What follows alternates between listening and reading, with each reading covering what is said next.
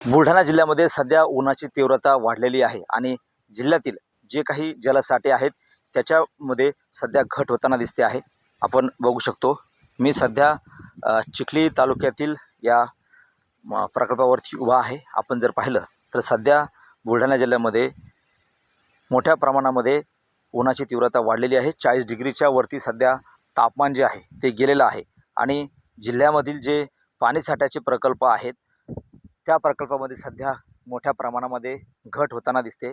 सध्या जिल्ह्यामध्ये जे काही प्रकल्प आहेत त्या प्रकल्पामध्ये फक्त 34% जलसाठा जो आहे तो राहिलेला आहे. मोठ्या प्रमाणामध्ये पाण्याची पातळी प्रकल्पामधली खाली गेलेली आहे. भविष्यामध्ये जिल्ह्यावर पाणी टंचाईचं सावट घोंघावू शकतो अशा पद्धतीची परिस्थिती सध्या झालेली आहे.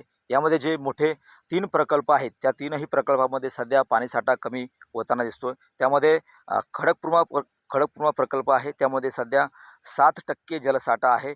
तर नळगंगा प्रकल्पामध्ये सध्या 47% जलसाठा आहे आणि पेनटाकळी जो प्रकल्प आहे त्या पेनटाकळी प्रकल्पामध्ये सध्या 31% जलसाठा आहे. एकंदरीत पाहिलं तर सध्या जिल्ह्यामध्ये वाढत्या उन्हाच्या पार्श्वभूमीवरती जलसाठ्यात झपाट्याने घट होत असल्याचं समोर आलेलं आहे.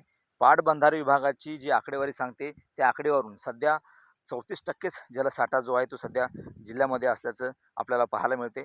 परिणामी सिंचनासह पिण्याच्या पाण्याचा प्रश्नसुद्धा गंभीर होऊ शकतो अशा पद्धतीची परिस्थिती भविष्यामध्ये उद्भवू शकते. त्यामुळे नागरिकांनी पाणी जे आहे ते काटकसरीने वापरावं अशा पद्धतीची परिस्थिती सध्या निर्माण झालेली आहे. प्रशासनाने सुद्धा आवाहन केलं आहे की जी काही परिस्थिती उद्भवलेली आहे त्या परिस्थितीला सामोरे जाण्यासाठी सध्या नागरिकांनी काटकसरीने पाणी वापरावं जेणेकरून भविष्यामध्ये ज्या काही पाण्यासंदर्भात अडचणी येतील त्या येणार नाही. त्यामुळे नागरिकांना सुद्धा आवाहन प्रशासनाच्या वतीनं करण्यात आलेलं आहे. सध्या एकंदरीत पाहिलं तर 34% जलसाठा हा आपल्या प्रकल्पामध्ये उपलब्ध आहे आणि भविष्यामध्ये पाणी टंचाईचं संकट निर्माण होऊ शकतं अशा पद्धतीची परिस्थिती सध्या निर्माण झाली आहे. कॅमेरामन सिद्धू भुतेकरसह गणेश सोळंकी, TV9 मराठी, बुलढाणा.